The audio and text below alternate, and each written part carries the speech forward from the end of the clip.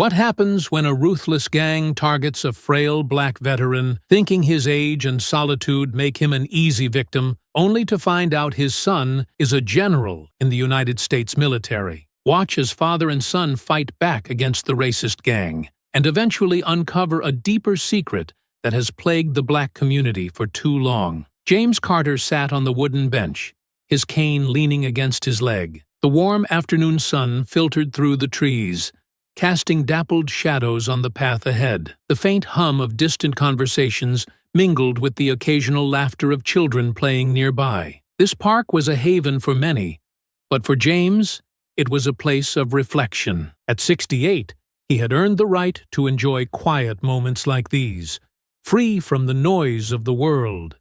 He shifted slightly, leaning back as a breeze swept through the park. The afternoon light illuminated his weathered face, the lines etched there telling stories of battles fought and sacrifices made. Once a soldier, now a retired man with a cane, he carried himself with the quiet dignity of someone who had seen more than his fair share of life. From across the way, a group of 3 men appeared, their voices breaking the tranquility. They walked with a swagger that was impossible to ignore, their laughter grating against the calm. The tallest of them, a wiry man with a cocky grin, spotted James and nudged the others. James noticed them, but kept his gaze forward, unwilling to engage. His instincts, honed by years of experience, told him trouble was brewing. The 3 men, no, boys, he corrected himself, were looking for entertainment, and James, sitting alone with his cane, looked like an easy mark. "Hey, old man," one of them called out, his voice loud enough to make heads turn. James didn't react, letting the comment slide as he shifted his gaze to the trees. He'd heard worse in his lifetime and didn't see any point in giving them the satisfaction of a response. "Yo, Gramps, we're talking to you," another chimed in, stepping closer. Their sneakers scuffed the pavement as they approached, the sound deliberate and mocking. James sighed softly, adjusting his grip on the cane. It wasn't fear that made him tense. It was annoyance. He had come to the park for peace, and now that peace was being rudely interrupted. "What's the matter? Too deaf to hear us, or just too stuck up to say hello?" The leader sneered, leaning forward with a crooked smile. James turned his head slowly, his eyes locking onto the group. His voice, calm but firm, cut through the tension. "Afternoon, gentlemen." The casual response seemed to disarm them momentarily, their laughter faltering. Then, as if to overcompensate, the leader smirked. "Gentlemen? That's rich. But we're not here for niceties, old man. We're here to remind you who runs this place." James didn't flinch. He simply studied them, his silence a deliberate statement. The leader took another step forward, his companions flanking him. The mood shifted, their amusement now tinged with hostility. They expected fear. What they found instead was an unshakable resolve. The tension hung in the air like a heavy cloud, the leader's crooked smile widening as he took another step forward.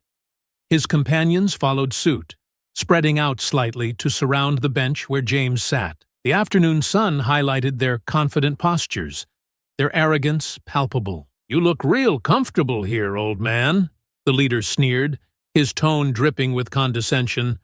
"Like you think this place belongs to you." James didn't rise to the bait. Instead, he let his gaze sweep over the trio, his expression steady and calm. "What exactly do you want?" he asked, his voice low but clear. The leader chuckled, glancing back at his companions before turning back to James. "What do we want? Man, you're sitting in the wrong park to ask that question. Don't you know your place?" James raised an eyebrow, his grip tightening slightly on his cane. "And what place would that be?" The leader's face twisted into a sneer. "Anywhere but here. See, guys like us, we don't take kindly to outsiders trying to act like they belong. You know what I'm saying?" The words were a thinly veiled excuse, but James understood their real meaning. Racism wasn't subtle, and neither were these men. He leaned forward slightly, his calm demeanor masking the simmering anger beneath. "This park's open to everyone," he said simply. "But I'm guessing that's not what this is about, is it?" One of the others, a stocky man with a shaved head, barked a laugh. "Look at him, trying to play dumb, like he doesn't know exactly why we're here." James met their laughter with silence, his steady gaze never wavering. "I'd rather hear it from you," he said after a beat, his tone sharp enough to cut through their noise. The leader smirked, crossing his arms as he leaned closer. "You want to hear it? Fine. Guys like you think you can just walk around like you own the place, like we're supposed to just stand by and take it. Well, not today, old man. Today, you're gonna learn something." The venom in his voice didn't faze James. He'd faced hatred before, in far worse circumstances than this, but it didn't make the sting any less. He let their words settle, each one fueling the quiet fire within him. "You think I need to learn something?" James asked, his voice soft but firm. "No, I think it's you who needs the lesson." The leader's smirk faltered for a moment, then hardened into a scowl. "Oh, I think we'll teach you just fine." He gestured to his companions, who stepped closer, their movements synchronized like predators circling prey. "I won't be intimidated by a bunch of cowards," James said. The leader's smirk didn't waver as he circled James, his voice dripping with disdain. "Cowards? You think we're the cowards here?" he sneered, glancing at his companions. "No, you're the one who's out of place. You don't belong here. Never have." James's grip on his cane tightened, his calm demeanor hiding the fire simmering within. "Out of place?" he echoed, his voice steady but firm. "I've fought for this country. I've earned my place wherever I choose to be. What have you done that makes you so entitled to claim this park as yours?" The leader froze for a moment, caught off guard by the question. His sneer faltered, replaced by a flash of anger. "You want to know what I've done? I've watched people like you ruin everything. My old man lost his job to one of you. 20 years. Gone in a day. All because some company wanted to check their diversity box." James raised an eyebrow, his eyes narrowing. "So you blame me for something you don't understand? You think I walked into a company and demanded someone else's livelihood? You're using excuses to justify your hate." The stocky man to James's right interjected, his voice thick with resentment. "You don't get it. My family's been here for generations, working hard, building this place.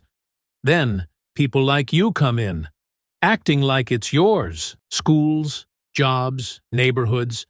It's all slipping away." James let out a slow, deliberate breath, leaning forward slightly. "You think I don't know what it means to work hard? I've spent my entire life proving myself to people like you who believed I didn't belong. You think I didn't earn my place?" The leader's sneer twisted back into a grin, but it didn't reach his eyes. "Yeah, right. Bet you're gonna tell us your big sob story now.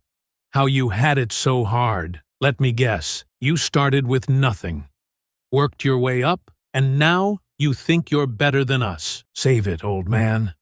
James's voice sharpened, cutting through their jeers. "I started with nothing, but not because of laziness or entitlement, like you want to believe. I fought in wars, buried brothers, and came home to a country that still didn't think I belonged. And now, decades later, I sit here in a public park, minding my own business, and I'm still dealing with the same hate." The leader laughed, but it was hollow, a weak attempt to mask his discomfort. "You think we care about your little war stories? That doesn't change the fact that you people ruin everything." James's gaze hardened. "The only thing ruining anything here is your hatred. It doesn't make you stronger. It makes you smaller." The wiry man, pacing restlessly behind James, finally snapped. "Shut up, old man. You don't know what you're talking about." He kicked James's cane, sending it clattering to the ground. James stumbled slightly, but caught himself on the edge of the bench. Straightening as much as his body allowed, he locked eyes with the leader, his voice unwavering. "You can knock me down all you want, but it won't make you right." The leader's face darkened, his smirk replaced by a scowl. "Oh, we'll do more than knock you down." The three men closed in, their postures rigid with aggression. The shadows of their figures stretched across the pavement as the sun dipped lower, their intent unmistakable. The three men circled closer, their jeers growing louder. But James remained seated, his sharp eyes tracking each of them. His body ached, his muscles protesting, but his mind was as sharp as ever. He slowly adjusted his posture, steadying himself against the bench, as if preparing for the inevitable. "You're just gonna sit there and take it?" the stocky man mocked, flexing his fists. His smirk widened as he stepped closer. "Maybe you ain't got the guts to stand up." James exhaled slowly, his voice calm but edged with steel. "I've stood up to men twice your size, and 10 times your strength. You're not the first bullies I've dealt with, and you won't be the last." The leader scoffed, stepping forward to loom over him. Big words from someone too scared to even get off the bench. "Maybe you're finally realizing you don't belong here." James didn't respond immediately. Instead, he reached down, gripping the edge of the bench. With a slow, deliberate movement, he pushed himself to his feet. His frame, though worn by time, still carried the weight of someone who had once been unbreakable. The leader faltered for half a second, clearly not expecting James to stand. "What? You think you're gonna take us on?" he sneered, masking his brief hesitation with bravado. James adjusted his stance, his voice calm but filled with conviction. "If I have to." The stocky man laughed loudly, shaking his head. "You're outnumbered, old man." "What? You think you're back in the army? This isn't some war zone." James's lips tightened, the fire in his gaze unmistakable. "Every day's a war zone when people like you try to tear others down." The tension snapped like a rubber band. The wiry man made the first move, lunging forward with a wild swing. James sidestepped with surprising agility, using the man's momentum against him. He grabbed the attacker's arm and twisted, sending the wiry man stumbling forward. Before James could reposition, the stocky man rushed in, his bulk aimed like a battering ram. James braced himself, shifting his weight to absorb the blow. Their bodies collided, and James staggered back, but remained upright. He retaliated with a sharp jab to the man's ribs, his knuckles finding their mark with practiced precision. "Not bad," the leader muttered, stepping forward. He feinted to the left before driving a knee toward James's midsection. The strike landed, and James grunted in pain, stumbling back a step. "You're getting old, soldier," the leader mocked, advancing again. James straightened, his face set in determination. "Old enough to know how to handle punks like you." The wiry man recovered, his expression twisted with rage. He charged again, aiming lower this time, attempting to sweep James's legs. James anticipated the move, shifting just enough to avoid the full brunt of the attack. The wiry man's momentum carried him off balance, and James delivered a hard elbow to his back, sending him sprawling to the ground. The leader, now visibly irritated, motioned for the stocky man. "Let's end this." The two advanced together, forcing James to retreat a step, then another. His body screamed for rest, but he refused to falter. The leader swung high, while the stocky man aimed low, their coordinated attack designed to overwhelm. James ducked the first blow and blocked the second with his arm, but the impact sent pain radiating through his body. Gritting his teeth, he lashed out with a kick to the stocky man's knee, momentarily halting his advance. "Enough games!" the leader barked, throwing a wild punch that clipped James's shoulder. The force sent him spinning, and he stumbled, his back hitting the bench. James gripped the edge for balance, his breath coming in short bursts. He was losing ground, and they knew it. The leader smirked, moving in for what he clearly thought would be the final blow. But James refused to fall. Pushing off the bench with a surge of determination, he swung with all his strength, his fist connecting squarely with the leader's jaw. The leader reeled back, clutching his face in shock. "Not bad," the stocky man growled, his fists raised. "But you're done now." The three men regrouped, their faces dark with anger. James stood his ground, battered but unyielding. The fight was far from over, but he wasn't about to give them the satisfaction of backing down. The leader wiped his mouth, his hand trembling slightly as he glared at James. The blow James had landed left a visible mark, but the fight had taken its toll on the older man as well. James's chest heaved, his breaths shallow and strained, but he refused to back down. He stood his ground, his shoulders squared, even as his legs wavered beneath him. "You don't know when to quit, do you?" the leader growled, his voice filled with venom. James straightened, his hand brushing against his aching side. "Quitting's not in my blood," he said, his voice defiant, despite the pain radiating through his body. The wiry man snarled, lunging forward with a reckless swing. James tried to block, but his reflexes, slowed by exhaustion, failed him. The blow landed against his ribs, driving the air from his lungs. The stocky man followed up, stepping in with a brutal shove that sent James stumbling backward. He hit the ground hard, the impact jarring every bone in his body. His cane lay just out of reach, and for the first time, he couldn't force himself to stand. The three men loomed over him, their faces twisted in triumph. The leader crouched slightly, his shadow falling across James's battered form. "This is what happens when you don't know your place," he said, his voice dripping with mockery. "You should have stayed down the first time, old man." James's vision blurred, but his gaze remained locked on the leader. "You think this makes you strong? Beating on someone who can't fight back?" The leader laughed darkly, motioning for the others to close in. "It makes me smart.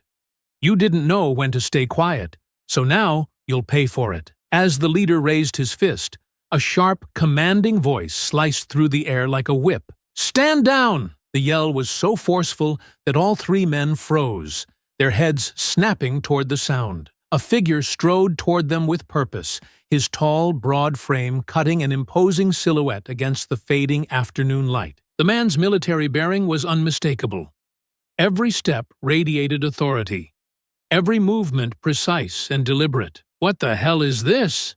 the leader muttered, his confidence faltering as the figure drew closer. James, lying on the ground, managed a faint, weary smile. His voice, though hoarse, carried a note of relief. "Marcus!" The man's voice rang out again, louder this time, filled with unshakable command. "I said stand down!" The gang hesitated, their earlier bravado beginning to crumble. They hadn't expected anyone to intervene, certainly not someone who carried himself like he could handle all three of them at once. Marcus stood tall, his presence commanding, his sharp eyes scanning the scene. He took in his father on the ground, bruised but defiant, and the three men standing over him.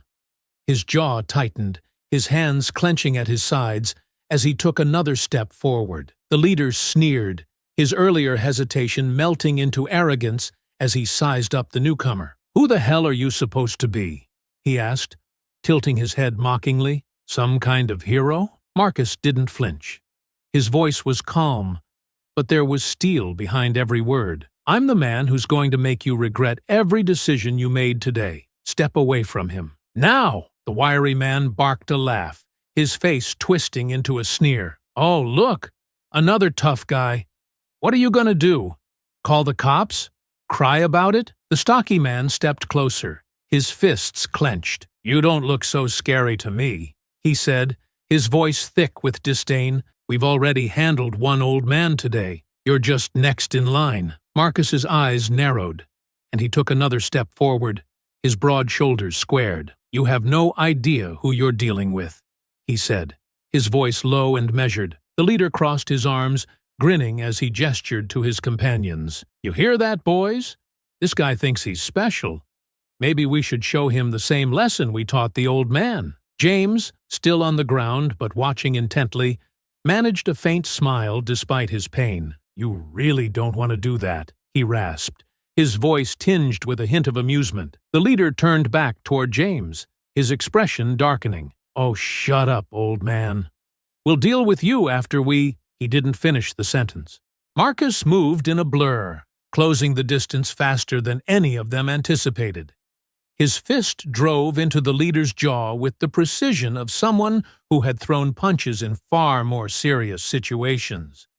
The leader staggered back, clutching his face as he let out a grunt of pain. The wiry man charged, his arms swinging wildly, but Marcus ducked beneath the blow and drove his shoulder into the man's chest, sending him sprawling backward. Before the stocky man could react, Marcus turned, his voice sharp and commanding. "Stay where you are, or you'll regret it." The stocky man hesitated, his bravado flickering. "You think you're tough because you got lucky," he snarled, forcing himself to charge. Marcus sidestepped, grabbing the man's arm and twisting it behind his back. The stocky man let out a pained shout as Marcus shoved him forward, sending him stumbling toward his companions. The leader, recovering from the initial punch, glared at Marcus, his face flushed with fury. "You think you can just walk in here and take us all on? You're gonna regret that." Marcus's expression didn't waver. "The only thing I regret is not getting here sooner," the leader roared, rushing forward in a blind fury. Marcus braced himself, stepping into the attack.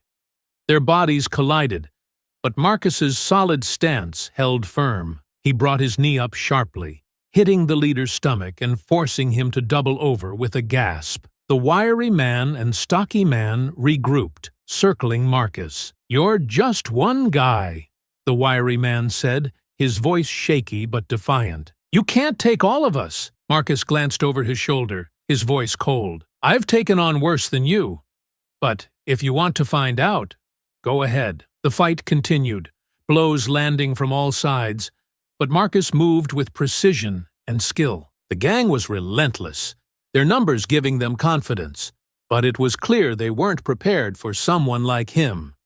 Each attack they launched was met with a counter, each taunt silenced by a calculated strike. The tension in the air was electric, as Marcus moved with sharp, practiced precision, his focus unshakable. The leader lunged at him again, swinging wildly in frustration.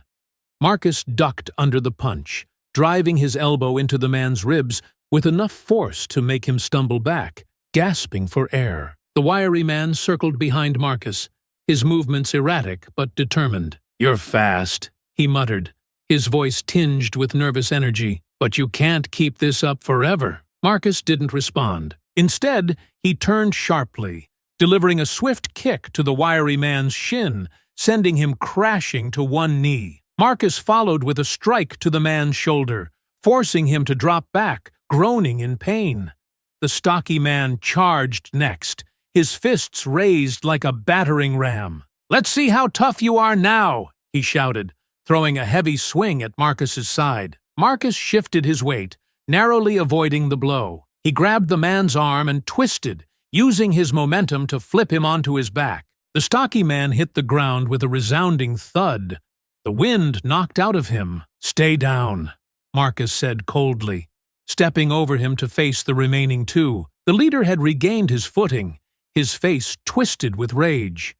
He barked at the wiry man. "Get up! We're not letting him walk out of here." The wiry man scrambled to his feet, nodding, while the leader advanced again, this time more cautiously. The two of them tried to flank Marcus, their movements coordinated, but lacking the finesse of a seasoned fighter. Marcus dodged one attack, blocking another with his forearm before countering with a sharp uppercut to the leader's jaw. The wiry man saw an opening and lunged at Marcus's back, a grin spreading across his face as he raised his fist for a blindside blow. But before the wiry man could strike, a cane came down hard against his arm, knocking him off balance. The man cried out in pain, stumbling back to see James standing behind him, his face grim but resolute. "Thought you had me out of the fight, didn't you?" James said, gripping his cane tightly. The wiry man glared at James, clutching his arm. "Stay out of this, old man!" James smirked, taking a steady step forward despite his obvious pain. "Not a chance!" With a swift motion, he swung the cane again, this time catching the man across the legs and sending him sprawling to the ground. Marcus glanced back, a flicker of relief crossing his face. "You didn't have to get back up, Dad." James steadied himself, his gaze locked on the wiry man as he groaned on the ground. "You didn't think I was going to let you do all the work, did you?" The leader snarled, his frustration boiling over. "What is this? Some kind of family act? You're both done for." Marcus turned his full attention back to the leader, his expression cold and unyielding. You made the mistake of picking a fight with the wrong family. The leader hesitated, his earlier confidence waning as Marcus advanced on him. The fight wasn't over, but the balance of power had clearly shifted. The leader growled, his fists clenching as he tried to regain his composure. He glanced at his two companions, both struggling to recover from the blows Marcus and James had landed. For the first time, there was hesitation in his eyes, a flicker of doubt that hadn't been there before. Marcus stepped forward, his posture steady and imposing. "Last chance," he said, his voice cold and commanding. "Walk away now, or you'll regret staying." The leader spat on the ground, forcing a laugh that didn't reach his eyes. "You're all talk. We're not going anywhere." With a frustrated roar, he lunged at Marcus again, swinging wildly. Marcus sidestepped effortlessly, catching the leader's arm and twisting it behind his back in one fluid motion. The leader cried out, his knees buckling as Marcus forced him to the ground. "You're done," Marcus said sharply, tightening his grip. The wiry man, still wincing from James's cane strike, scrambled to his feet and charged at Marcus. But James, moving with surprising speed despite his injuries, blocked his path. With a sharp jab of the cane, he struck the wiry man's knee, sending him crashing back to the ground. "You'd think you'd learn by now," James said, his tone calm but firm. The stocky man, the last to recover, rose to his feet, his face twisted with desperation. He hesitated, looking between Marcus and James, clearly weighing his options. Then, with a guttural shout, he rushed at Marcus, his massive frame barreling forward.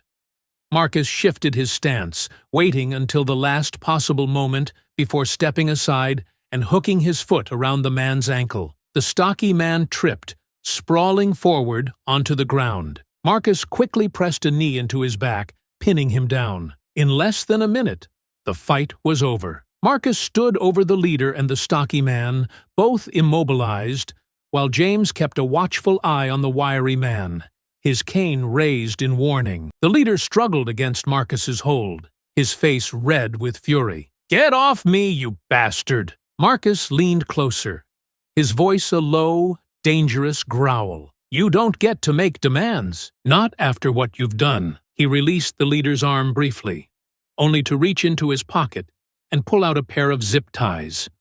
Swiftly, he secured the leader's hands behind his back, ignoring the man's curses. The wiry man tried to crawl away, but James tapped his shoulder with the cane. "You're not going anywhere either." Marcus approached, pulling another zip tie from his pocket and restraining the wiry man with the same efficiency. Finally, he turned to the stocky man, who had stopped struggling entirely. As Marcus tied his hands, the stocky man muttered, "Who the hell are you, anyway?" Marcus straightened, his expression cold. "General Marcus Carter," he said, his voice sharp and unwavering. "United States Army." The leader's face twisted in disbelief. "General? You expect us to believe that?" James stepped forward, leaning on his cane as he looked down at the leader. "Believe it. You picked a fight with the wrong man." Marcus stood tall, looking between the three subdued men. "You've assaulted a veteran and endangered the lives of others in this park. You're lucky you're walking out of here in one piece." The leader opened his mouth to retort, but stopped, his gaze dropping to the ground. James, his voice calm but filled with quiet triumph, added, "This is what happens when your hate blinds you. You lose." Marcus nodded, pulling out his phone. "Now, let's call someone to come pick up this trash." The low hum of distant sirens grew louder, cutting through the stillness of the park. Marcus stood over the restrained men, his arms crossed, his sharp eyes scanning their every move. Beside him, James leaned against his cane, his breathing heavy but steady, watching as the situation began to settle. Moments later, a patrol car rolled up onto the paved path, its lights flashing. Two officers stepped out, their hands resting on their belts as they surveyed the scene. One of them, a tall man with a commanding presence, approached cautiously. "What's going on here?" the officer asked, his gaze darting between Marcus, James, and the three men zip-tied on the ground. Marcus straightened, his voice calm but firm. "Assault. These three men attacked my father." The officer's eyes narrowed, moving from Marcus to James, who nodded in confirmation. They came at me first, James said, his voice steady despite the bruises already forming on his face. My son stepped in to stop them. The second officer crouched near the restrained men, who were now glaring but saying nothing. These guys? They attacked you? Marcus gestured toward the leader, who was still writhing against his restraints. Him and his friends. They've been harassing people here. And today, they decided to pick a fight with the wrong person. The leader, his voice dripping with disdain, finally spoke up. This is bull. They started it. We were just defending ourselves. The stocky man chimed in, his voice desperate. Yeah, they hit us first. Look at what they did. Marcus's face darkened, and his tone turned icy. You want to play the victim now, after cornering an unarmed veteran and beating him to the ground? Don't even try it. The first officer raised a hand to calm the escalating tension. All right, let's get this straight. We'll need everyone's statements. Sir, he said, addressing Marcus, what's your name? General Marcus Carter, United States Army. Marcus replied, his voice sharp and authoritative. The officer blinked, momentarily caught off guard. General? All right then. And you say these three assaulted your father? That's right, Marcus said, unprovoked.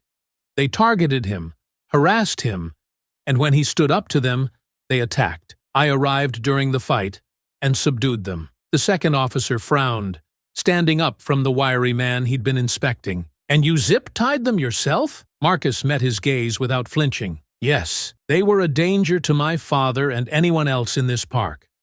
Restraining them was necessary to stop the assault. The wiry man spat on the ground. Necessary? You're not a cop. You think you can just— Quiet, the first officer snapped, cutting him off. He turned back to Marcus and James. We'll need to take your statements down at the station. Are either of you in need of medical attention? James shook his head slightly. I'll be fine. I've had worse. Marcus glanced at his father, concern flickering in his eyes. I'll take him to the hospital once this is sorted out. But you'll want to check these three for priors. Something tells me this isn't the first time they've pulled something like this. The officers exchanged a look before the first one nodded. We'll start by running their IDs. For now, we'll take them into custody and get everyone's statements. As the officers began securing the gang members, the leader glared up at Marcus. This isn't over, he snarled. You'll regret this. Marcus leaned down slightly, his voice low and unyielding. The only thing I regret is not stopping you sooner. You picked the wrong fight, and now you'll face the consequences. The leader fell silent, his bravado crumbling as the officers led him and his accomplices toward the patrol car. As the officers began guiding the restrained men toward the patrol car, the atmosphere in the park seemed to settle, the earlier tension giving way to a sense of resolution. Marcus remained vigilant, his gaze fixed on the gang members as James leaned heavily on his cane, his weariness starting to show. The officers moved quickly, checking IDs and preparing to load the men into the back seat. One officer tightened the zip ties on the stocky man, who grimaced but stayed silent. The wiry man, still grumbling under his breath, muttered something incoherent, but didn't resist. The leader, however, was different. His eyes darted around, calculating and restless. His bravado had returned in small flickers, and Marcus noticed the way his fingers fidgeted, his legs subtly testing the restraint. James, watching from nearby, leaned toward Marcus. He's planning something, he said quietly, his voice firm despite his fatigue. Marcus nodded slightly. I see it. Let's stay ready. The first officer, preoccupied with his clipboard, stepped away to radio dispatch about the situation. The second officer moved to open the patrol car's door, distracted by the wiry man's complaints about the zip ties being too tight. The leader seized his moment. With a sudden burst of energy, he twisted sharply, yanking his arms forward and snapping the zip tie in a way that startled everyone. Before anyone could react, he shoved the stocky man into the second officer and bolted, his legs pumping furiously as he sprinted toward the tree line. Hey, stop! The first officer shouted, fumbling with his radio as he turned to give chase. Marcus's instincts kicked in immediately.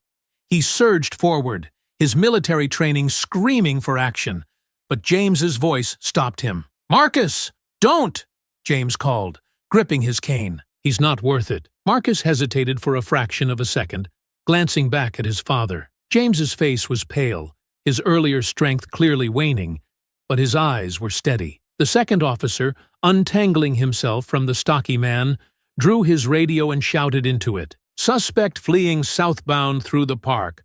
Requesting backup." The leader's figure disappeared into the dense greenery, his steps fading with the distance. The first officer cursed under his breath, abandoning the chase as he turned back to the others. "We'll get him," he said firmly, though frustration colored his tone. Marcus clenched his fists, the tension in his shoulders evident as he turned back toward James. "He's not going far," Marcus said, his voice low but determined. "If they don't find him, I will." James nodded, his expression hardening. "Let the police do their job for now.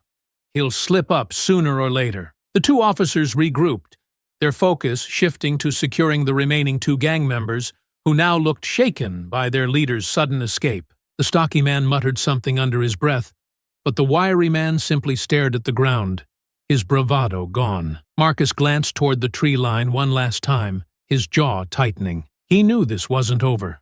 Not yet. The hum of the police car's engine filled the air as Marcus sat quietly in the back seat beside his father. The two remaining gang members, now subdued and silent, sat in a separate vehicle, their earlier arrogance replaced by uneasy stares. Marcus kept his gaze forward, his mind already working through the next steps. James adjusted his position slightly, leaning on his cane as he let out a slow breath. "You don't have to look so tense," he said, his voice calm but edged with weariness. Marcus glanced sideways at his father. "He got away, Dad.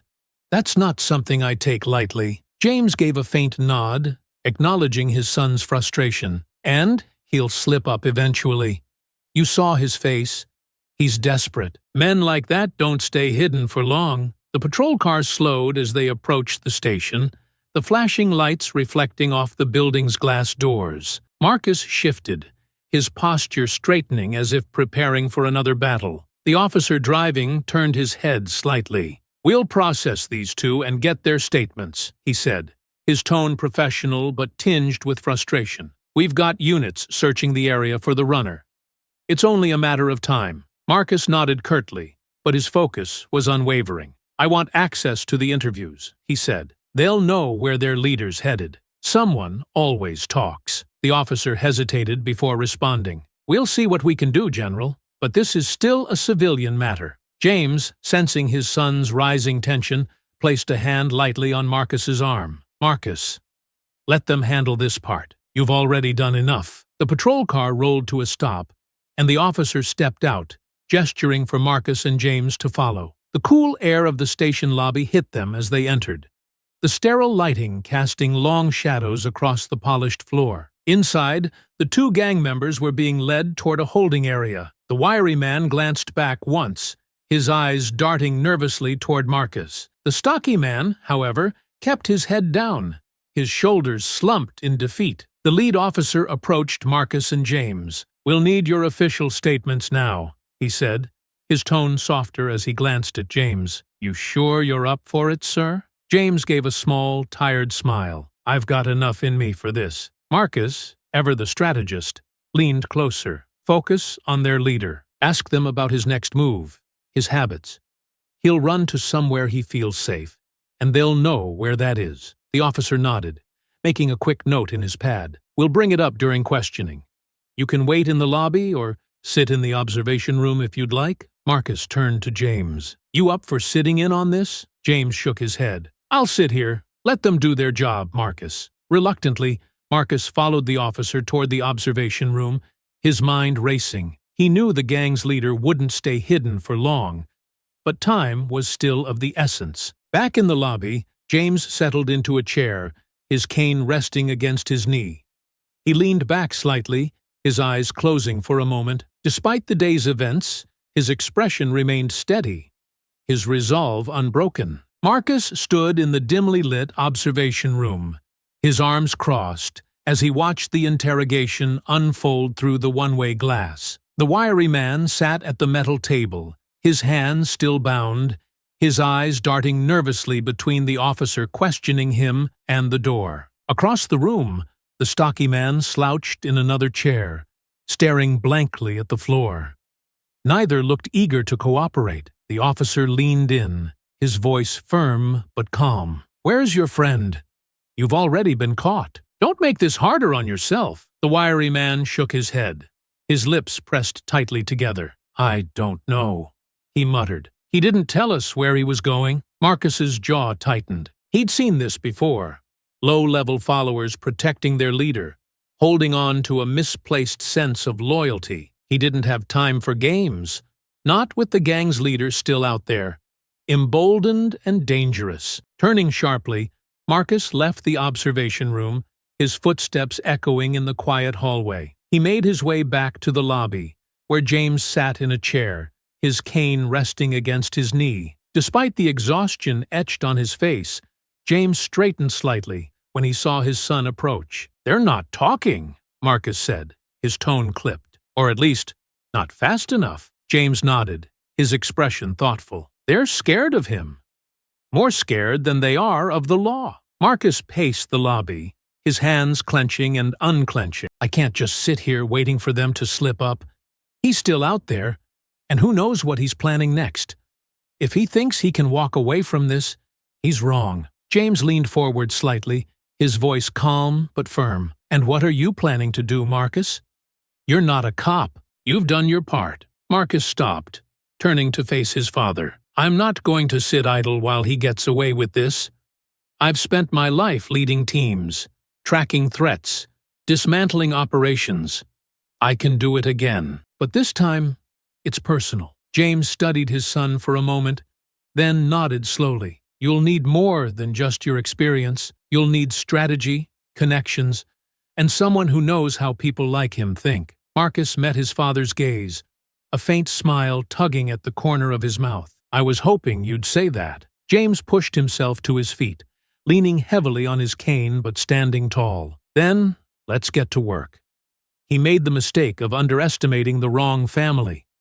We're not going to let him make it twice. Together, they left the station, their purpose clear. Marcus's military precision and James's hard-earned wisdom would be more than enough to hunt down the man who thought he could escape justice. Marcus and James sat across from each other in James's modest living room, the low hum of the overhead fan breaking the silence. On the coffee table between them were James's old notebooks and Marcus's sleek laptop, each a testament to their respective approaches, one rooted in wisdom and experience, the other in modern efficiency. "I made a few calls," Marcus began, his tone measured.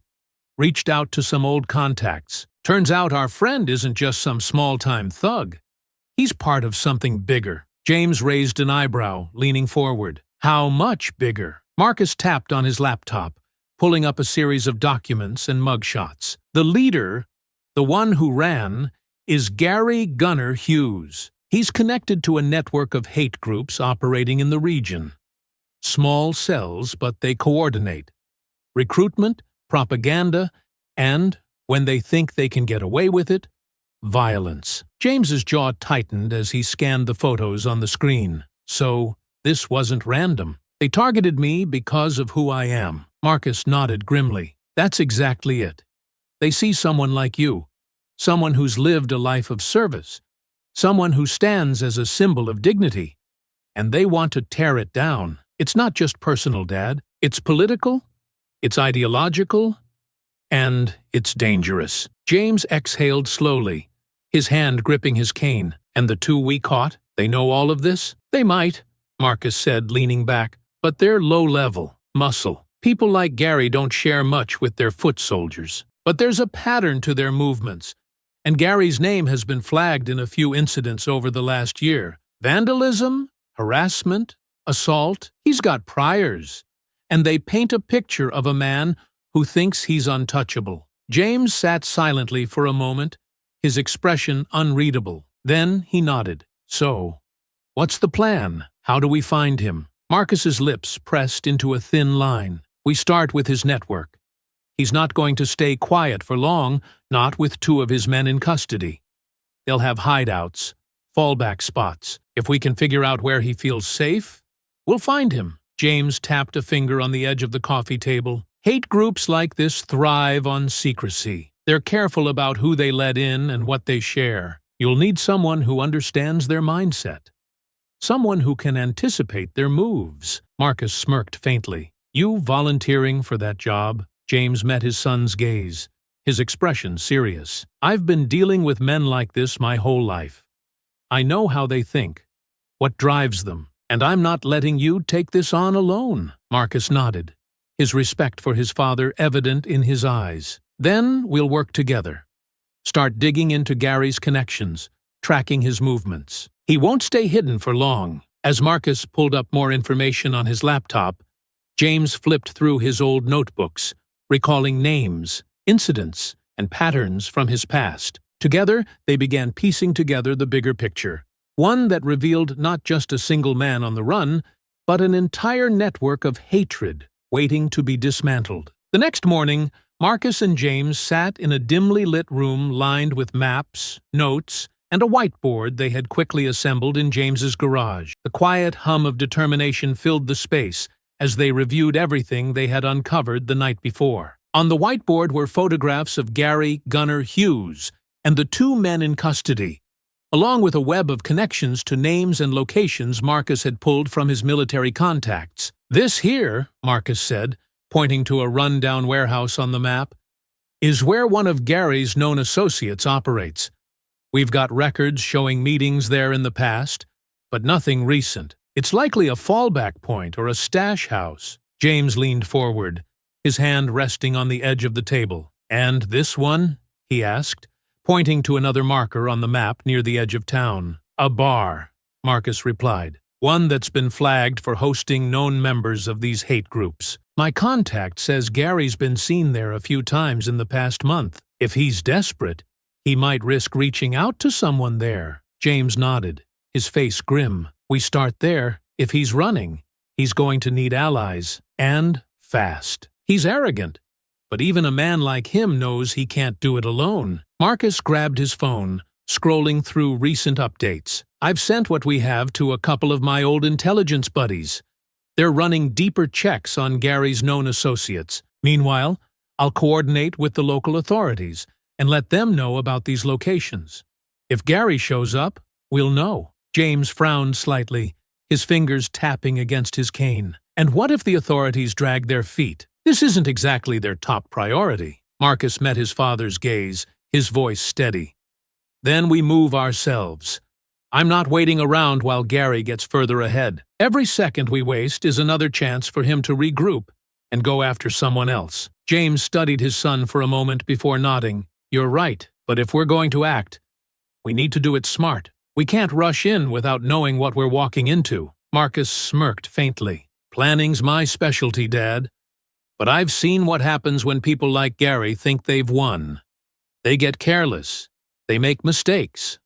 That's when we strike. James exhaled deeply, his expression thoughtful. This isn't just about us anymore, Marcus. If Gary's connected to a network this big, then stopping him sends a message. To all of them. Marcus placed a reassuring hand on his father's shoulder. We'll stop him, Dad. Him and anyone who stands with him. Their conversation was interrupted by Marcus's phone vibrating on the table. He picked it up, his expression sharpening as he read the message. What is it? James asked, leaning forward. Marcus's eyes flicked up to meet his father's. One of my contacts just sent me intel. Gary might have been spotted near that bar we flagged. If he's there, he's desperate. And sloppy. James grabbed his cane, pushing himself to his feet. Then we've got work to do. Marcus nodded, his voice steady but determined. Let's finish this. Marcus and James pulled up a short distance from the bar, parking in a nondescript sedan Marcus had borrowed from a local contact. The building was as run down as the report suggested. Peeling paint, flickering neon signs, and a scattering of cars in the gravel lot. The midday sun cast harsh shadows across the lot, making it easy to spot anyone coming or going. This is the kind of place where men like him feel comfortable, James muttered, leaning slightly on his cane as he studied the bar. No cameras, no questions. And no one willing to stick their neck out. Marcus nodded, scanning the lot with a pair of binoculars. My contact says Gary's been seen here a few times, usually meeting with other lowlifes. If he's desperate, he'll come here looking for support. He handed the binoculars to James. What do you think? James took the binoculars, narrowing his eyes as he studied the vehicles and the entrance. The truck by the side door. Rusted, dented, but the plates are newer. Someone who doesn't want attention but needs to stay mobile. Marcus grinned faintly. Good eye, Dad. That matches the description of a vehicle Gary was seen using 2 months ago. James handed the binoculars back. So, what's the plan? Walk in and confront him? Or wait for him to make a move? Marcus's expression turned serious. Neither. If we confront him in there, it could turn into a scene, and people might cover for him. We wait until he leaves, then follow him. He'll lead us to something bigger. Another hideout. Other members of the group. Maybe even their stash. James nodded thoughtfully, leaning back in his seat. Smart. Cornering him here would only give him more excuses to run, but following him, that's a move he won't see coming. They settled into a tense silence, watching the bar's entrance. Marcus's phone buzzed, and he quickly glanced at the message. Backup's 10 minutes out, he said. They'll hang back until we need them. I don't want to spook him. James smirked slightly. You're handling this like a mission. Marcus shot his father a wry look. Because that's exactly what this is. And I've learned from the best. A few minutes later, the side door of the bar creaked open. A man stepped out, glancing around cautiously. Marcus immediately raised the binoculars, his focus sharpening. The man was tall and broad, his familiar gait unmistakable. Gary Gunner Hughes. That's him, Marcus said quietly. He's trying to look casual, but he's nervous. See how he keeps glancing over his shoulder? James leaned forward slightly, his jaw tightening. He knows he's being hunted. Gary strode quickly toward the truck James had identified, fumbling with his keys. Marcus's hand hovered over the ignition, ready to start the car. Wait until he's moving, James said, his voice steady. We don't want to lose him, but we need to know where he's going. Marcus nodded, his foot tapping anxiously against the floor. As soon as Gary's truck pulled out of the lot, Marcus turned the key, the engine purring to life. He kept a safe distance, careful not to draw attention as Gary headed out onto the open road. This is it, Marcus said, gripping the wheel tightly. He's going to lead us right to the heart of his operation. James adjusted in his seat, his expression resolute. And when we find it, we make sure he can't hurt anyone else. The car followed Gary's truck as it weaved through the outskirts of town, the scenery growing more isolated with each mile. Marcus's military instincts kicked in, every detail of the route mentally logged, every turn a potential ambush point. This isn't just about him anymore, James said quietly. It's about all of them. Marcus nodded, his eyes never leaving the truck ahead. And we'll make sure they all pay. The truck's taillights flickered as it made a sharp turn onto a narrow, unmarked dirt road, kicking up a plume of dust in its wake. Marcus slowed the sedan, easing it onto the same path, careful to keep his distance while staying within view. The dense trees on either side loomed like silent sentinels, their shadows stretching across the uneven trail. This isn't just a hideout, James murmured,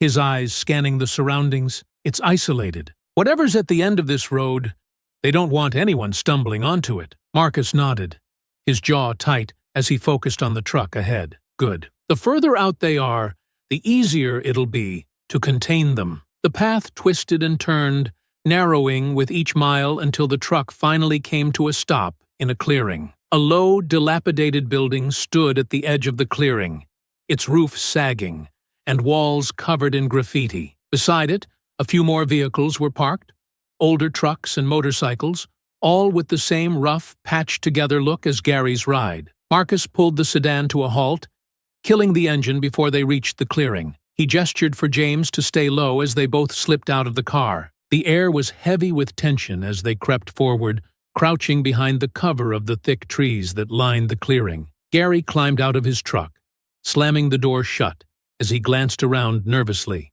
Two men emerged from the building, both burly and rough-looking, their expressions shifting into wary frowns as they spotted him. "You're late," one of them said, his voice carrying across the clearing. What the hell happened? Gary ran a hand through his hair, his agitation evident. Cops, and some freaking army guy. I barely got away. The other man folded his arms, his tone laced with skepticism. And the others? Caught. Gary spat, pacing back and forth. They got Paul and Ryan. They're probably already spilling their guts. We've got to move now. James leaned closer to Marcus, his voice low. This isn't just a safe house. It's a hub. Look at the vehicles. This is a meeting point. Marcus nodded, his sharp eyes taking in every detail. If Gary's this desperate, he'll try to rally them, but he's rattled. They'll make mistakes. Another man stepped out of the building, this one older but more composed. His presence seemed to silence the group immediately. Marcus narrowed his eyes, recognizing the authority in the man's posture. That's their leader, Marcus whispered. Gary's not running the show here. He's answering to him. The older man spoke, his voice cold and measured. Calm down, Gary. We don't run just because the heat's on. We regroup, we reorganize, and we strike back when the time is right. Strike back? Gary's voice cracked with disbelief. They've got everything on us. Names, locations, everything. We need to disappear. The older man stepped closer, his expression hardening. You don't decide the plan. I do. And if you can't follow orders, maybe you don't belong here anymore. Gary's protests faltered, his bravado crumbling under the older man's glare. Marcus turned to James, his voice a barely audible whisper. We've got enough evidence now. Vehicles, faces, and their leader. This isn't just Gary's mess. It's an operation. James nodded, his grip tightening on his cane. Then we call it in. Let the authorities move in and shut them down before they scatter. Marcus hesitated, his instincts telling him this was the moment to strike, but also the moment to tread carefully. I'll signal my backup, but we need to hold position until they get here. If we move too soon, they'll slip through our fingers. James nodded in agreement, his voice resolute. We've come this far, Marcus. Let's finish it. As Marcus reached for his phone, he couldn't shake the feeling that this was only the beginning. Marcus crouched behind the tree line, his phone in hand as he sent a quick message to his backup. The authorities were already en route, but it would take time for them to reach the remote location. Every second felt like an eternity as Marcus watched the group in the clearing. Gary paced nervously, throwing glances over his shoulder as if expecting someone to leap from the shadows. The older man barked orders to the others, directing them to load crates from the dilapidated building into the backs of the trucks. They're moving fast, James observed in a hushed tone. Whatever's in those crates, it's important. Marcus nodded, his sharp eyes narrowing. Evidence, weapons, propaganda, something that ties them to their operation. They're trying to clear out before the authorities show up. The group worked with frantic energy, their earlier bravado fading under the weight of their leader's sharp commands. Gary, however, looked increasingly unstable. He muttered to himself, his hands shaking as he fumbled with the latch on a crate. This isn't going to end well for him, James said, his voice low. Marcus exhaled slowly, weighing their options. If they get those trucks moving, they'll scatter. We can't let that happen. We need to stall them until backup arrives. James nodded, gripping his cane tightly. Then let's make sure they stay right where they are. Marcus crept forward, careful to stay in the cover of the trees. He gestured for James to hold back, his father nodding reluctantly. Be careful, James whispered. Marcus approached the edge of the clearing, his movements calculated and silent. He picked up a rock and hurled it toward the far end of the tree line. It hit with a sharp crack, drawing the attention of the group. What was that? One of the men snapped, his head jerking toward the sound. Gary froze, his eyes wide. I told you they'd find us, he hissed, gripping the older man's arm. The older man shoved him off roughly. Shut up! We don't panic. You two, check it out, he barked, motioning to two of the men standing nearby. As the two men moved toward the sound, Marcus slipped back into the shadows, circling around to position himself closer to the trucks. He could hear the older man barking more orders, the tone of his voice growing sharper as he tried to maintain control. James, watching from a distance, clenched his fists, He could see Marcus positioning himself, but couldn't shake the unease creeping up his spine. Marcus reached one of the trucks, staying low as he examined the crates in the back. They were hastily packed, their lids slightly ajar. Inside, he spotted stacks of flyers emblazoned with hateful symbols and slogans. In another crate, metal glinted in the dim light. Likely weapons. "This is it," Marcus murmured to himself. He pulled out his phone and snapped a series of photos, sending them to his contact. Before he could retreat, a voice rang out. "Hey! Who the hell are you?" Marcus turned to see one of the men returning from the false distraction, his face contorted in anger. "Stop him!" the man shouted, drawing the attention of the entire group. In an instant, chaos erupted. Gary scrambled for cover.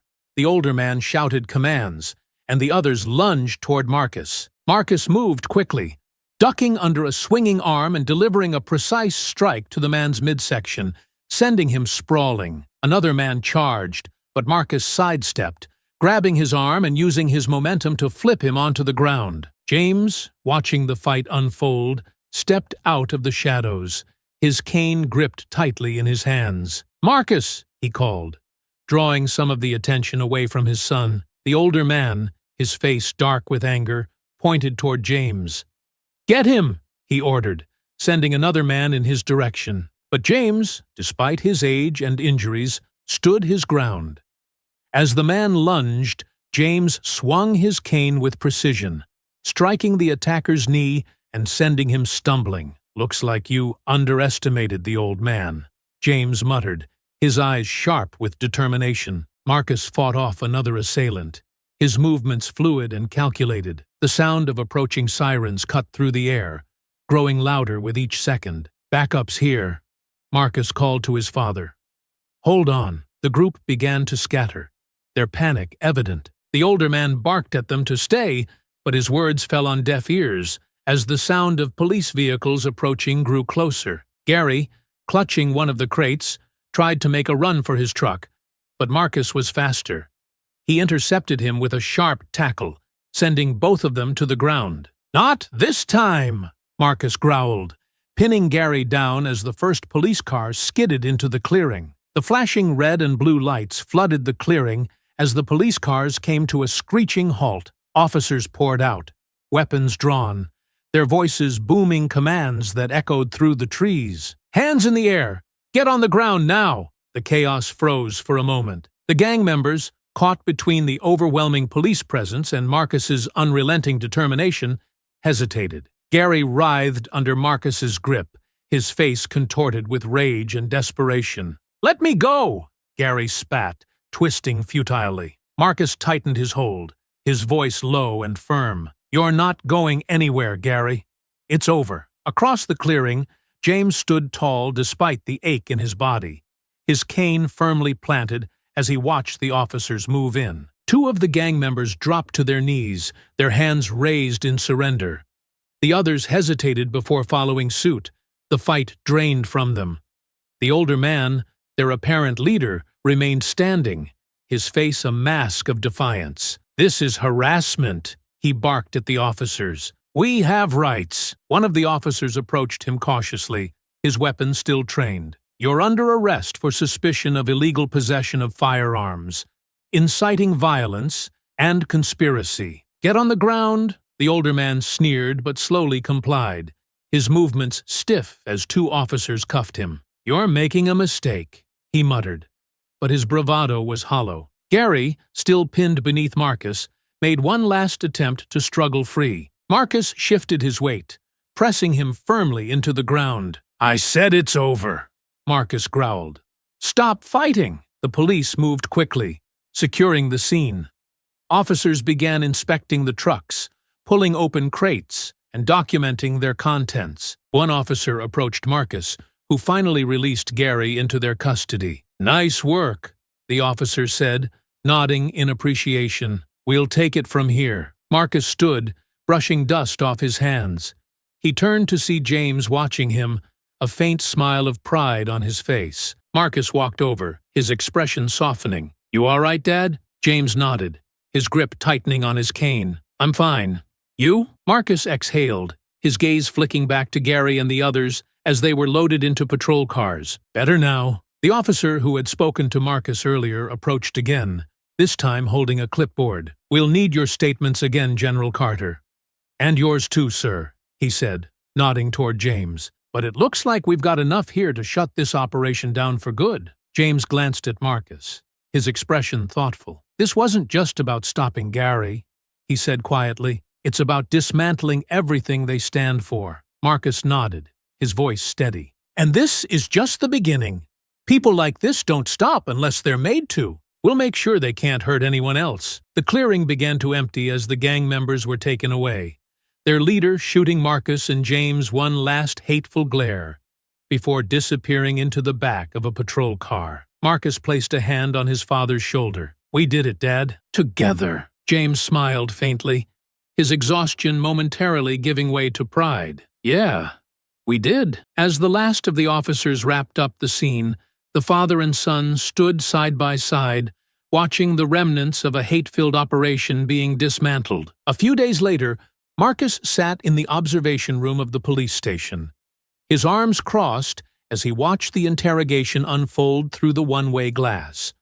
On the other side of the glass, the gang's leader sat at a steel table, his cuffed hands resting in front of him. Despite his disheveled appearance, his posture radiated defiance. The detective leaned forward, his voice firm but composed. Let's start simple. What's in the crates we recovered from the site? The leader smirked, leaning back in his chair. Don't know what you're talking about. Those aren't mine. The detective didn't flinch. So, you're telling me you were just there by coincidence? That the flyers, the weapons, and the stolen equipment have nothing to do with you? The leader's grin widened. You can't prove a thing. Marcus's jaw tightened. He'd seen this kind of arrogance before. Men who thought their network of fear and intimidation would shield them from accountability. In the adjacent room, James sat across from another detective, reviewing the evidence Marcus had helped gather. The photos from the bar and hideout were spread across the table alongside confiscated materials. James pointed to one of the flyers, his voice calm but resolute. This isn't just hate speech. It's a call to action. These people don't just talk.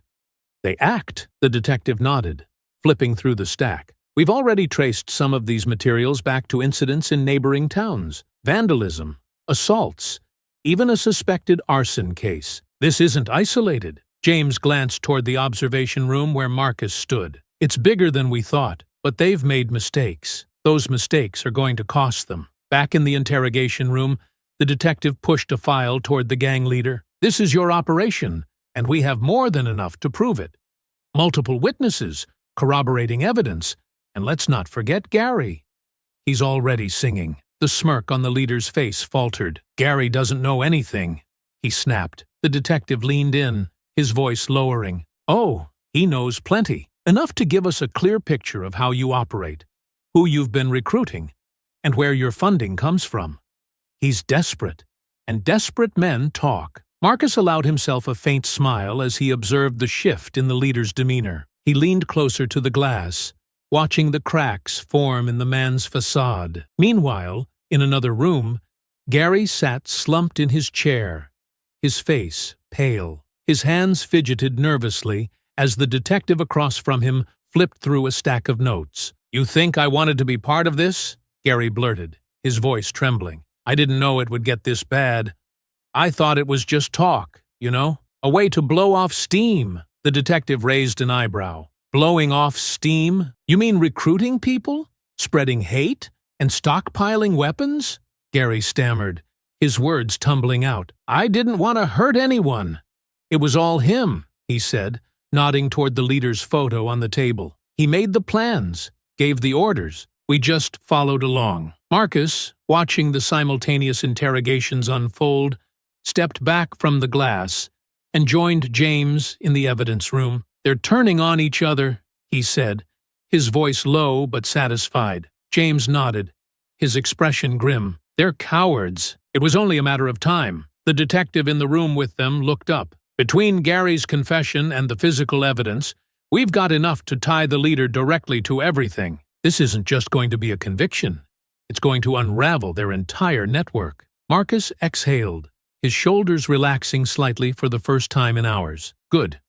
Make sure it sticks. I don't want any of them walking free. The detective nodded. We'll keep you updated as we build the case. This operation's going to take down more than just these men. You've done a lot more here than you realize. Marcus glanced at his father, a small but meaningful smile on his face. We came here to stop Gary. Looks like we're doing more than that. James returned the smile, his pride evident. One fight at a time, son. A week later, the hum of the courtroom buzzed faintly in Marcus's ears as he adjusted his tie. He glanced at James, seated beside him in the front row, his father's expression steady, despite the weight of what they were about to face. The past week had been a blur. Interrogations, meetings with prosecutors, and an unrelenting focus on ensuring every piece of evidence was ironclad. Now, it all led to this moment. Feels different being on this side of a mission, James said quietly, his voice low enough that only Marcus could hear. Marcus smirked faintly, his gaze fixed on the empty judge's bench. Still a mission, Dad.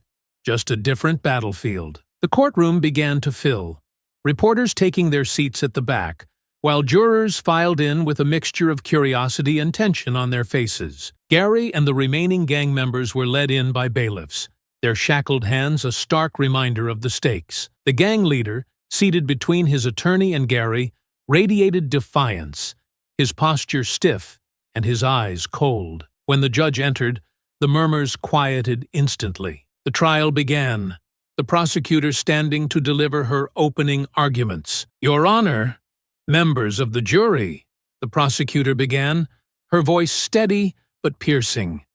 This case is not just about one incident or one group of individuals. This case is about a coordinated, deliberate effort to intimidate, harass, and harm. It's about an ideology of hate that manifested in violence. The jurors leaned forward, their attention riveted. Behind them, Marcus and James watched with matching expressions of quiet intensity. The prosecutor gestured toward the defense table, where the gang sat stoic, their faces masks of indifference or poorly disguised fear. The defendants you see before you didn't just act out of impulse. Their actions were calculated. They were part of a broader operation. And we will prove it. The first witness called to the stand was a police officer who had been part of the raid on the hideout. His testimony was methodical, detailing the items found in the crates: firearms with altered serial numbers, propaganda material, and blueprints of public spaces, annotated with what appeared to be plans for future attacks. These items were seized from a property linked to the defendants, the officer said, his voice calm but firm. They provide clear evidence of intent, not just to intimidate, but to commit acts of violence. The defense attorney rose for cross-examination, attempting to cast doubt on the link between the defendants and the evidence. Is it possible, the attorney asked, that these items could have been left there by someone else? The officer's response was unwavering. No, sir. We recovered fingerprints from several items, and they match those of the defendants, including Gary Hughes and the individual known as their leader. In the gallery, Marcus exchanged a glance with James, who gave a slight nod of approval. Next came James's testimony. He walked to the stand with a calm determination, his cane tapping lightly on the polished floor. Once sworn in, he recounted the events in the park, his voice steady even as he described the attack. They targeted me because of who I am, James said. Because of my skin color. Because I'm a veteran. Because I stand for everything they hate. The prosecutor guided him carefully, allowing him to describe the harassment and violence in vivid detail. And when your son intervened, what was their response? They didn't stop, James said, his gaze fixed on the jury. They thought they could outnumber him. They thought hate would make them strong. It didn't. The defense tried to rattle James during cross-examination, questioning whether he might have provoked the gang. James didn't waver. I've seen hate like theirs before, he said firmly. It doesn't need provocation. It thrives on weakness. And when it sees strength, it tries to destroy it. The prosecutor's case continued to build, calling on Gary's recorded confession. The audio played in the courtroom, his voice trembling as he named the gang leader as the mastermind behind their operations. The jury listened intently, their expressions hardening with each word. "He made the plans," Gary said in the recording. "We just followed orders. He said we'd scare people into leaving, into knowing their place." As the first day of the trial came to a close, Marcus and James left the courthouse together, the weight of the day pressing heavily on them. Marcus spoke quietly as they stepped into the evening air. "They're breaking." James nodded, his expression thoughtful. "One piece at a time." They thought they were untouchable. Now they're realizing they're not. The second day of the trial began with a palpable tension in the air. The courtroom was packed, the anticipation thick as the prosecution prepared to delve deeper into the gang's operations. Marcus and James took their seats again in the front row, their expressions resolute. The gang members shuffled into the courtroom, their demeanor notably different. Gary looked pale and defeated, avoiding eye contact with anyone, while the leader's mask of defiance had begun to crack, his clenched jaw betraying his unease. The prosecutor wasted no time, calling their next witness, a forensic analyst who had processed the evidence seized from the hideout. The analyst walked the jury through the fingerprints, digital traces, and physical items that tied the defendants directly to their crimes. "These firearms," the analyst said, pointing to a photograph projected onto the screen, had their serial numbers filed off, which is a common practice for illegal weapons. "We recovered prints from 3 of the defendants, including Gary Hughes and the individual known as the leader." The defense attorney stood for cross-examination, attempting to poke holes in the testimony. "You can confirm these weapons were present, but can you definitively prove my clients used them?" The analyst didn't hesitate. "The prints on the grips, triggers, and ammunition boxes strongly suggest active handling. Additionally, text messages recovered from Gary Hughes's phone indicate discussions about obtaining and distributing these weapons." A murmur rippled through the gallery. Marcus leaned toward James, his voice low. "They're burying them. Every piece of evidence is a nail in their coffin." The prosecution shifted gears, presenting footage from the raid. The jury watched intently as officers moved through the hideout, uncovering the crates, weapons, and propaganda materials. The footage showed the gang members' disorganized scramble, a stark contrast to the cold confidence they had tried to project in the courtroom. When the footage ended, the prosecutor paused, allowing the weight of the evidence to settle. "This wasn't a spontaneous act," she said, addressing the jury. "This was premeditated, organized, and intended to terrorize. The defendants sought to create chaos, to assert dominance through fear." The defense tried to regain footing by calling Gary to the stand. He shuffled forward, his shackled hands clinking as he sat down. His attorney painted him as a misguided man who had been manipulated by the leader, desperate for belonging. "Gary," the defense attorney began, "how did you come to be involved with this group?" Gary hesitated, his eyes darting nervously toward the leader before he spoke. I met them at the bar. They said they were about protecting our way of life, standing up for what we believe in. I didn't know it would go this far." The prosecutor rose for cross-examination, her expression sharp. "Mr. Hughes, you claim you were unaware of the group's intentions, yet you actively participated in their operations. You handled weapons, you attended meetings, and you attacked an unarmed veteran in a public park. Is that correct?" Gary swallowed hard, his voice trembling. "Yes, but I didn't think it would lead to this. He motioned toward the leader, made all the plans. He told us what to do." The prosecutor's voice hardened. "So you admit to following his orders, even when you knew they were wrong?" Gary's head hung low. "Yes." The prosecutor turned to the jury. "Ladies and gentlemen, Mr. Hughes may try to downplay his involvement, but his actions speak for themselves. He was not just a follower. He was an active participant." As Gary was led back to his seat, the weight of his testimony hung over the courtroom. The gang's leader avoided looking at him, his stoic mask slipping further. Marcus watched intently, his arms crossed. "They're turning on each other."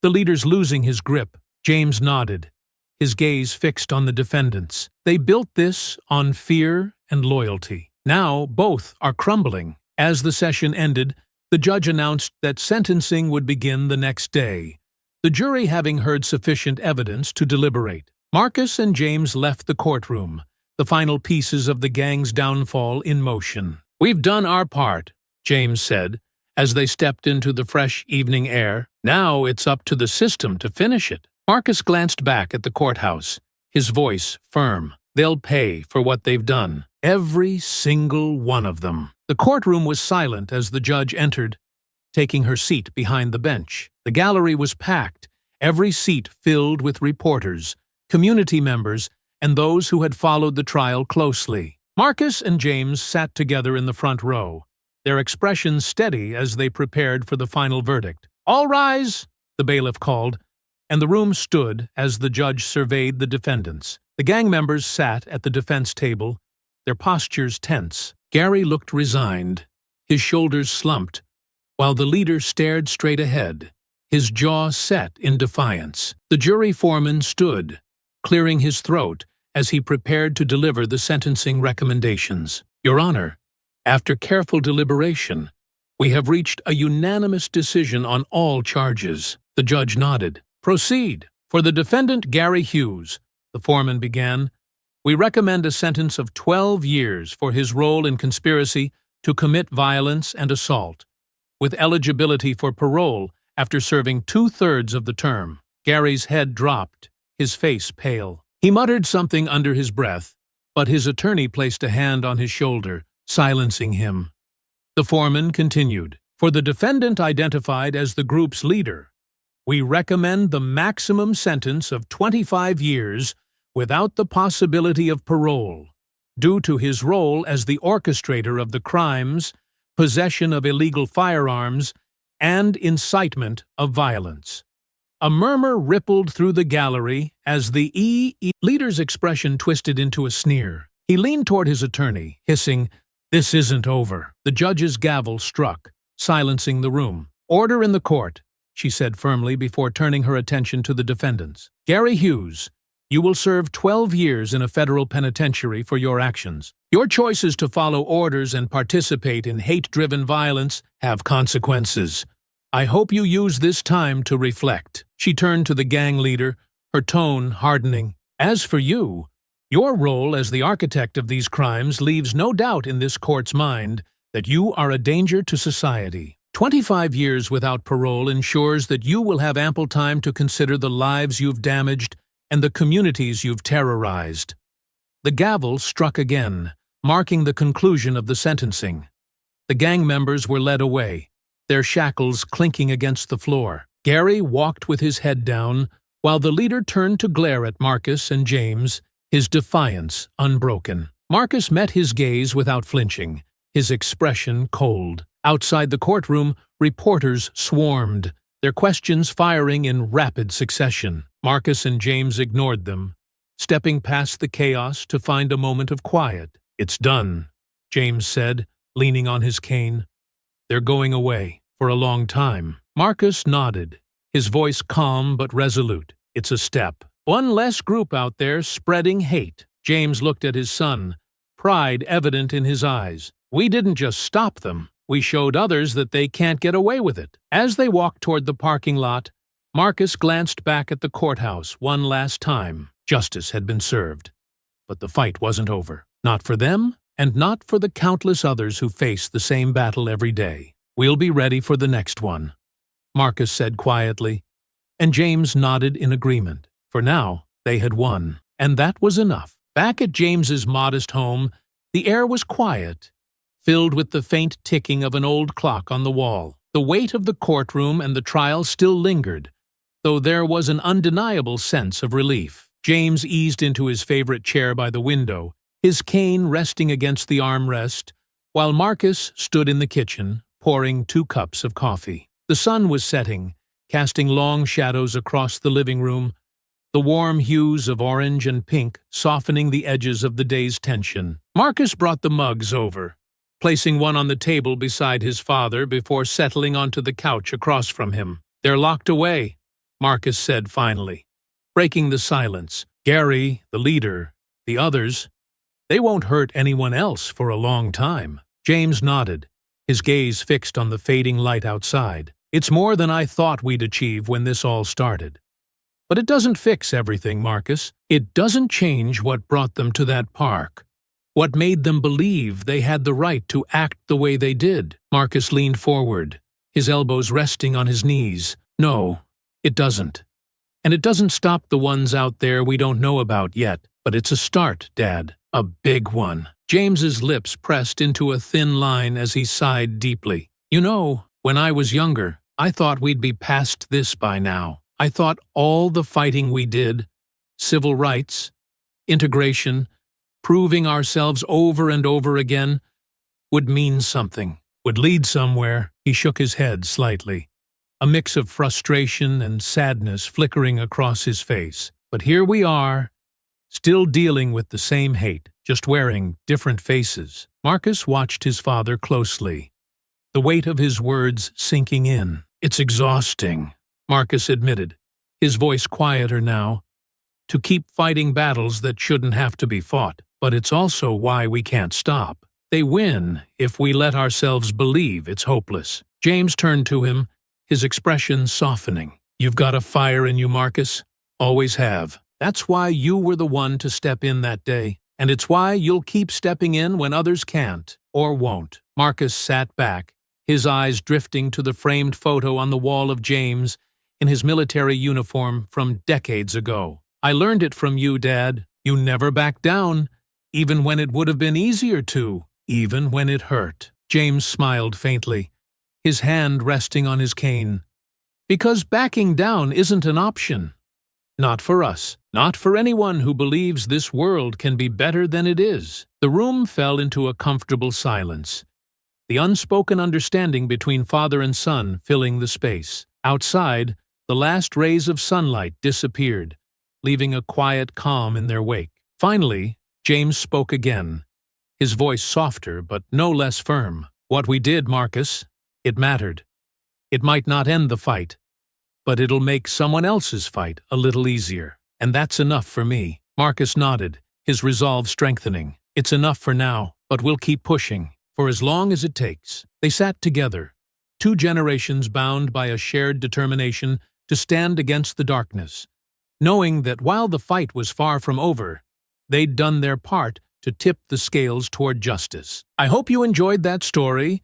Please share it with your friends and subscribe so that you do not miss out on the next one. In the meantime, I have handpicked 2 stories for you that I think you will enjoy. Have a great day.